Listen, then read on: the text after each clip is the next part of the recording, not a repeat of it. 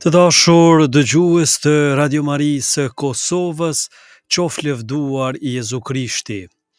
Unë jam Dom Shtjefën Dodës, drejtor programi dhe ju përshëndes me paqen dhe gëzimin e Zotit. Sot në këtë takim të posaçëm do t'ju paraqes komentin e këshilltarit të drejtorëve të Radio Marisë së familjes botërore, Padre Livios, mbi mesazhin e mbretreshës së paqes të 25 tetorit 2025, një mesazh i thellë, i mbushur me dritë, që na fton të rikthehemi te hyji, burimi vetëm i paqes së vërtetë. Zoja na kujton se shumë zemra ende nuk e kanë njohur hyjin e dashurisë dhe se bota ka nevojë për lutje, për kthim dhe për zemra që ndriçojnë me dashurinë e hyjit. Padre Livio me qartësinë e tij të zakonshme shpirtërore na udhëheq të kuptojmë këtë thirrje prej nëne të Zojës së bekuar që nuk lodhet duke na kërkuar të ecim në rrugën e paqes.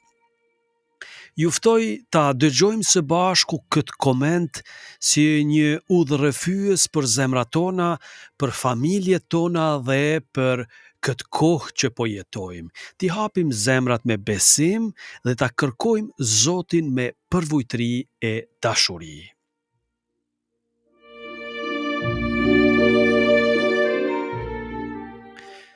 Mesazhi i mbretreshës së paqes, 25 tetor 2025.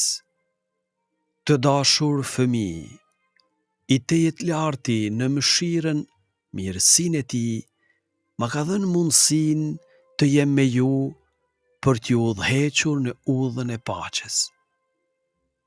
Shumë janë përgjigjur dhe po luten, por ka shumë krijesa që nuk kanë paqe dhe nuk e kanë njohur hyjin e dashurisë. Prandaj, fëmijës, lutuni dhe duani. Formoni grupe lutjeje për t'u inkurajuar në të mirën. Unë jam me ju dhe po lutem për kthimin tuaj. Faleminderit që jeni përgjigjur thirrjes sime. Me aprovimin kishtar. Ja të dashur miq, e dëgjuat mesazhin e mbretreshës së paqes dhënë me 25 tetor 2025 përmes vegueses Maria. Po vazhdoj me komentin e Padre Livios. Të dashur miq, lutja është padyshim mjeti më i rëndësishëm për paqen në botë. Përballja nuk është mes palëve të dukshme. Në njërën anë është Krishti, në ana e tij dhe kisha. Në anën tjetër është princi i kësaj bote, mbreti i luftës dhe i urrejtjes. Përtej asaj që shohim, zhvillohet një betejë midis qiellit dhe errësirës. Fitimi i kësaj beteje, e cila fillimisht zhvillohet në zemrat tona, arrihet vetëm me armët shpirtërore, me hirin e hyjit të fituar përmes lutjes. Hiri i hyjit mund të orientojë drejt paqes edhe zemrën e një njeriu që ka ndikim të madh në skenën ndërkombëtare, duke sjellë rezultate të jashtëzakonshme. Kjo është arsyeja pse Zoja, mbretresha e paqes, na ka ftuar të lutemi edhe për armiqt, për krerët e popujve dhe për ata që bëjnë luftë, që zemrat e tyre të orientohen drejt paqes. Në mesazhin e 25 shtatorit 2025, Zoja u lut për paqe dhe arriti të nxjisë fillimin e pajtimit në lindjen e mesme. Kjo ftesë e re është shenjë se Zoja është duke vepruar në zemrat tona që të paktën të arrihet një armpushim në luftën që filloi 4 vite më parë me pushtimin rus të Ukrainës. Duke e interpretuar këtë konflikt, Zoja e përmendi drejt për drejt Satanin në mesazhin pak ditë pas sulmit të Rusisë. Më ndihmoni me lutje fëmijës që Satani të mos mbizotrojë. Fuqia e tij e vdekjes, urrejtjes dhe frikës e ka vizituar tokën. Kështu tha Zoja Bekuar me 25 shkurt 2022. Paqja, tema qendrore e mesazheve të fundit të Zojës. Paqja është tema kryesore e mesazheve kohëve të fundit të mbretëreshës së paqes. Me paqe gjithçka shpëtohet, me luftë gjithçka humbet. Problemi që sot duhet zgjidhur urgjentisht me çdo mjet të mundshëm është pikërisht ai i paqes, që prek njëkohësisht botën dhe kishën. Kisha në udhëheqjen e papëve që nga koha e pasluftës i ka kushtuar pa ndërprerje mësimin e saj për t'i mësuar popujt të jetojnë në paqe. Edhe Papa Francesku më 25 mars 2023 ja kushtoi Rusinë dhe Ukrainën zemrës pa përlyer të Marisë, në një lutje të thellë gjatë festës së lajmërimit të Zotit. Pikërisht atë çast Zoja u shfaq në Medjugorje dhe tha: "E dëgjoj britmën tuaj." 25 mars 2023. Në mesazhin e 25 shtatorit dhe në këtë mesazh të ri, mbretëresha e paqes na tregon se tani është koha në të cilën dëshiron të jap fund luftrave, si në lindjen e mesme, ashtu edhe në Evropë. Në lindjen e mesme, Zoja ka dhënë një shtysë të vendosur. Në Evropë situata është më e ndërlikuar, ndoshta edhe nga që zemrat tona janë bërë më të ngurta. Shumë pelegrin Ukrainas prej shumë vitesh shkojnë në Medjugorje, ngjitën në kodrën Podbrdo, zbathur, duke i kërkuar Zojës paqe për vendin e tyre. Është e pamundur që Virgjëresha të mos i dëgjoj lutjet e tyre. Pavarësisht asaj që thon mediat, ka shpresë që edhe në Ukrainë më në fund të arrihet një armpushim. Duhet i kushtojmë vëmendje shenjave të kohës. Të gjithë popujt dëshirojnë paqe. Nëse të fuqishmit tregojnë vullnet të mirë, Zoti e përdor këtë vullnet për të sjellë fryte e rezultate. Nëse gjithçka vazhdon kështu, ne po shkojmë drejt fundit botës, drejt shkatërimit të përgjithshëm. Tashmë kemi arritur në thellësi të padurueshme të së keqes. Po mësohemi me format ndryshme të dhunës, me masakrime sistematike, pa folur për kërcënimin e përdorimit të armëve të tmerrshme. Satani me të vërtet dëshiron ta kthejë botën në ferr. Zoja është këtu për të na zgjuar që Satani të mos mbizotrojë, që njerëzimi të zgjohet nga gjumi i rënd i shpirtit. Kur Zoja flet për paqen, ajo nënkupton parazgjithash paqen me hyjen. Bota është në luftë me hyjen, bota e ka mohuar fen dhe kryqin. Njerëzimi e ka zgjedhur vdekjen. Satani po sundon. Ato që thot Zoja janë fjalë shumë të forta. Satani është i fortë dhe çdo ditë fuqia e tij rritet nëpërmjet atyre që kanë zgjedhur vdekjen dhe urrejtjen. Kështu thuhet në mesazhin e Zojës me 25 prill 2024. Ky është realiteti i botës së sotme, shumë më i rënd se ai që na paraqesin gazetat, të cilat duan të na bindin se pasojat e një lufte të tretë botërore nuk do të ishin aq katastrofike. Por nuk është kështu. Nëse do të shpërthente një lufte të tretë botërore, toka dhe njerëzimi do të shkatërroheshin plotësisht. Mbretëresha e paqes është këtu për të çarmatosur botën. Bota sot është ulur mbi një bombë atomike urrejtjeje, sidomos urrejtje ndaj hyjit.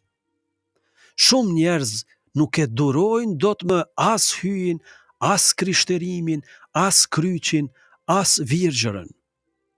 Njerëzit ndjejnë kundërshti ndaj Krishtit, ndaj së shenjtës, ndaj mbinatyrshmes.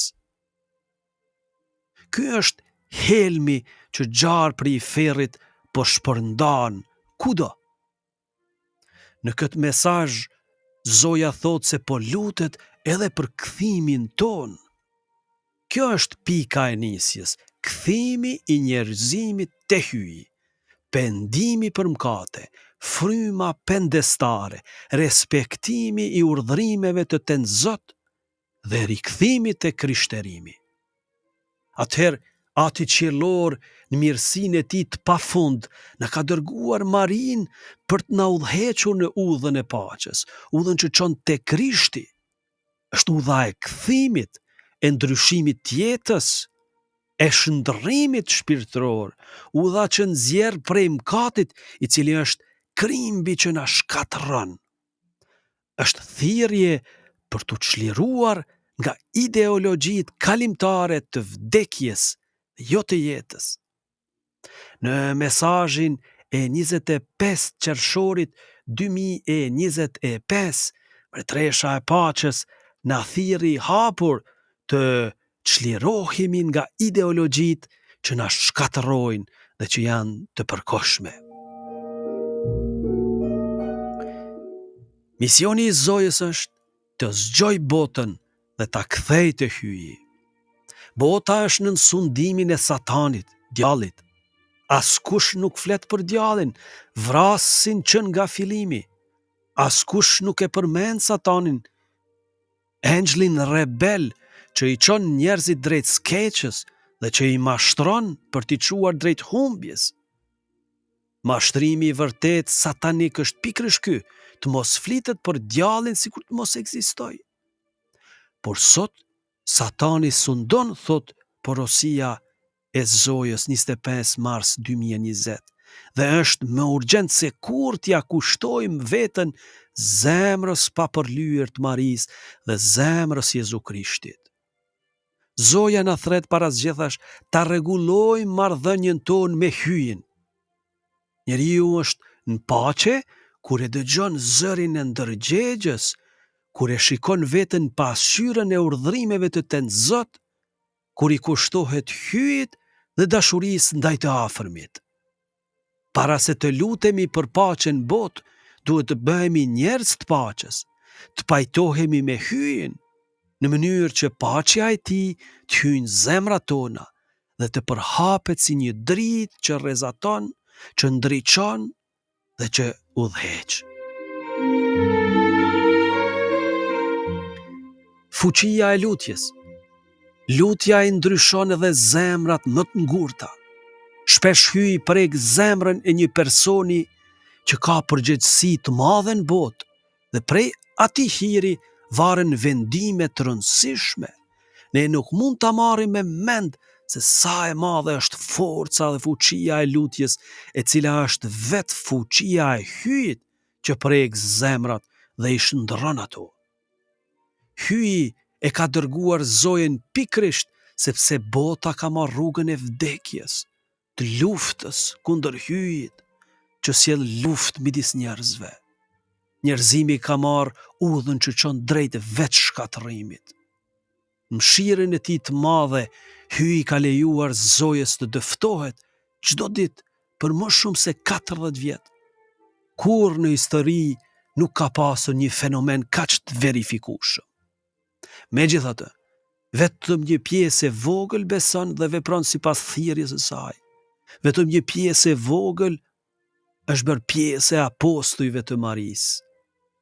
Në shumë mesazhe, Zoja i referohet numrit të atyre që e dëgjojnë, që e ndjekin. Çdo njeri është një shpirt, çdo njeri është i rëndësishëm.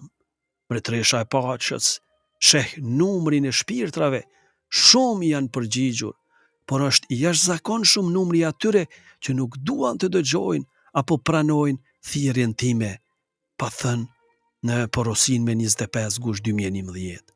Shumica e njerëzve kur vdesin shkojnë në purgator, një numër shumë i madh shkojnë në ferr.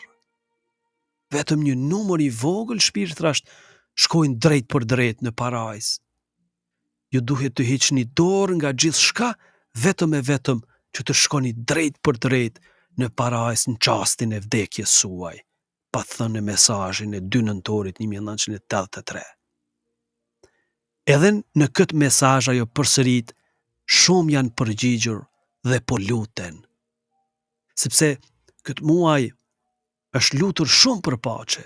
Shumë i janë përgjigjur thirrjes së mbretreshës paqes të 25 shtatorit. Qoftë kjo një kohë lutjeje për paqen, pa thënë. Është e qartë se ajo na thret të vazhdojmë. Radio Maria ka udhëhequr lutjen e Ruzarës së Shenjtë çdo mbrëmje për paqe në zemra, në familje dhe në botë. Dhe kështu, me këtë njetë, me këtë qëllim, do të vazhdoj derisa të hyjmë në kohën e paqes. Ka shumë krijesa që nuk kanë paqe dhe nuk e kanë njohur hyjin e dashurisë. Zoja nuk flet kur me përçmim, do me thënë keq, për ata që janë larg hyjit dhe që shpesh janë të robëruar nga ideologjitë e skeqes. Ajo flet me dhemshuri dhe kërkon që të lutemi për ta. Në këtë mesazh, në mënyrë të veçantë, ajo nuk e përdor fjalën persona, por thot krijesa. Fjala krijesa është zgjedhur shumë mirë, drejt, duke përdorur fjalën krijesa, mbretëresha e paqes i referohet drejt për drejt hyjit, për theksuar se edhe ata që nuk besojnë janë bijtë e tij, bijtë e Zotit, janë bijtë hyjit të hutuar nga gabimi, të verbuar, por megjithatë krijesa për cilat duhet të lutemi, sepse nuk kanë paqe dhe nuk e kanë njohur hyjin e dashurisë. Zoja na fton të shikojmë brishësinë e këtyre krijesave që nuk kanë paqe, sepse janë nënshtruar princit të kësaj bote. Kush nuk ka paqe në zemër, bëhet imazhit ligut të keqes, ushtron urrëtie, luftë dhe dhunë.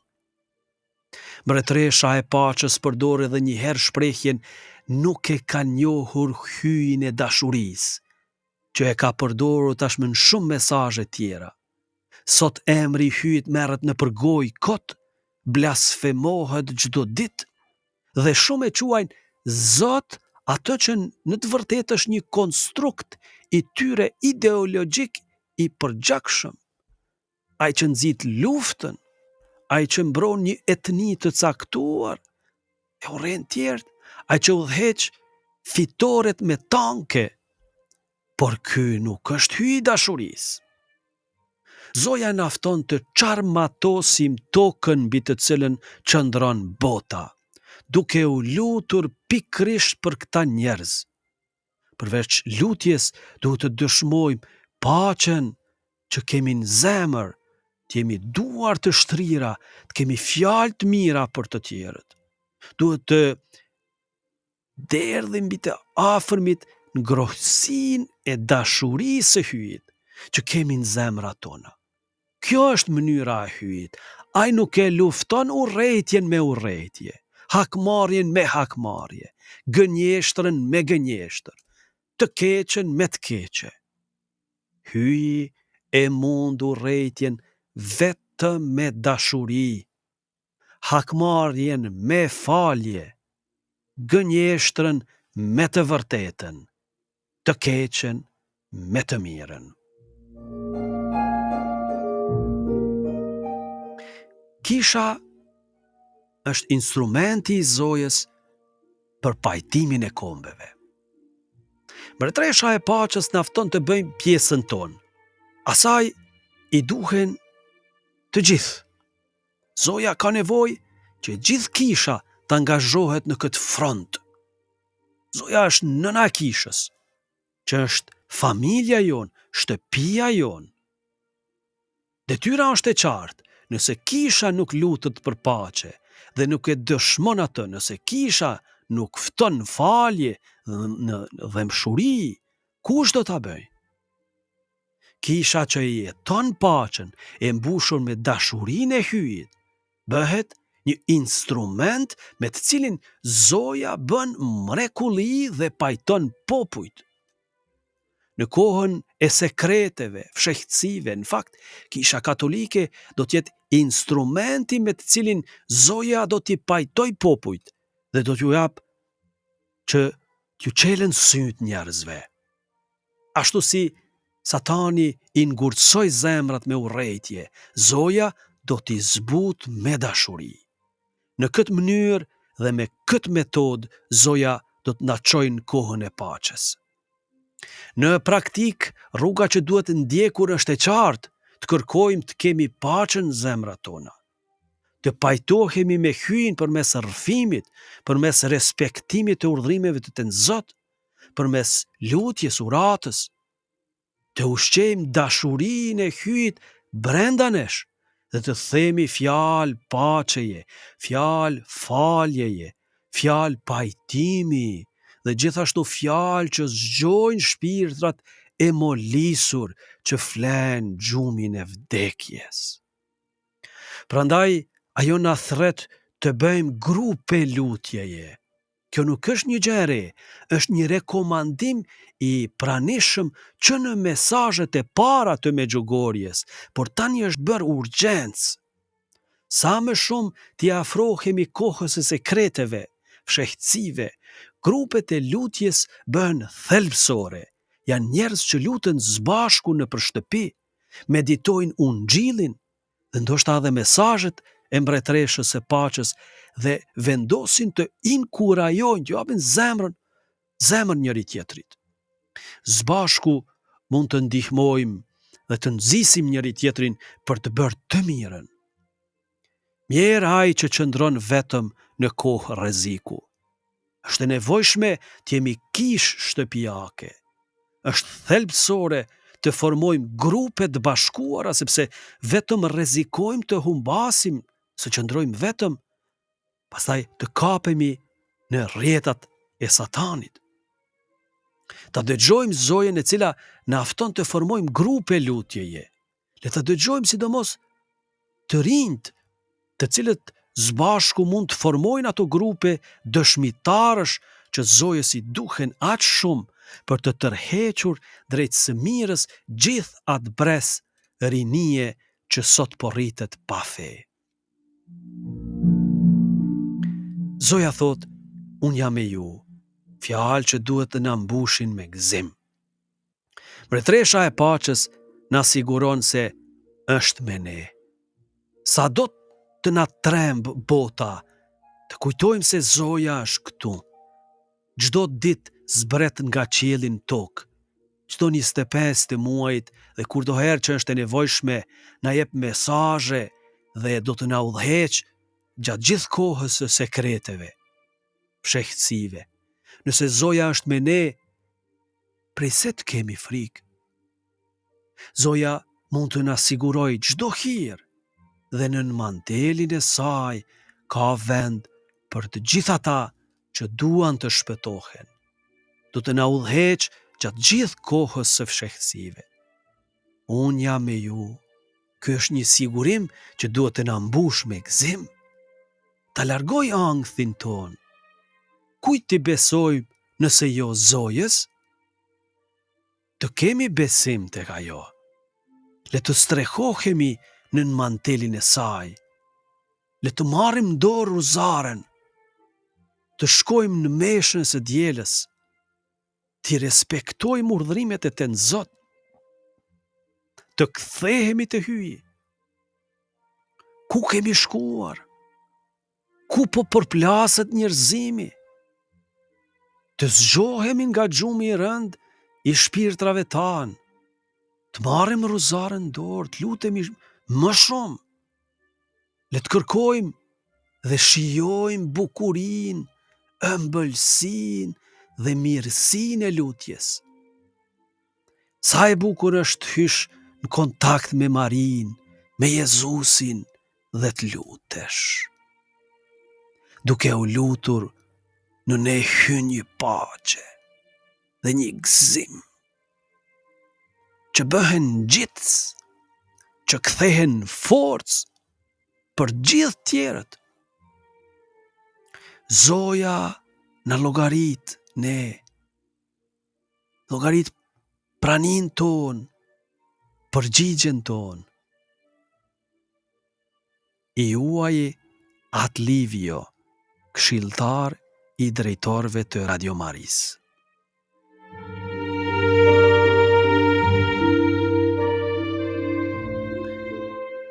Të dashur dëgjues të Radio Marisë së Kosovës, dashur miq, pasi dëgjuam së bashku komentin e Padre Livios mbi mesazhin e 25 tetorit 2025, le të ruajmë në zemër fjalët e mbretreshës së paqes, thirrjen për kthim, lutje dhe dashuri konkrete. Zoja e bekuar qëndron me ne, duke u lutur për kthimin ton dhe për paqen në botë, ndërsa ne jemi thirrur t'i përgjigjemi me bindje, me dëgjes dhe me hapa të vendosur në jetën e përditshme. Të mos harrojmë se paqja fillon në zemrën tonë, në një zemër të pajtuar me Zotin, të ushqyer me lutje dhe të hapur për të afërmin. Kjo është rruga që Zoja na e tregon me durim e butësi prej nëne. Ju falenderoj që ishit me ne në këtë takim nga studio e Radio Marisë së Kosovës. Ju përshëndes, unë Dom Shtjefni, drejtor programi, dhe ju ftoj të vazhdojmë bashk udhën e dritës me rozaren dorë dhe me shpresë të palëkundur në zemër. Qofti bekuar çdo hapi juaji dhe Zojës bekuar ja besojmë gjithë ecjen tonë në të gjitha ditët e jetës sonë. Kudo qofshi, qof lëvduar Jezu Krishti.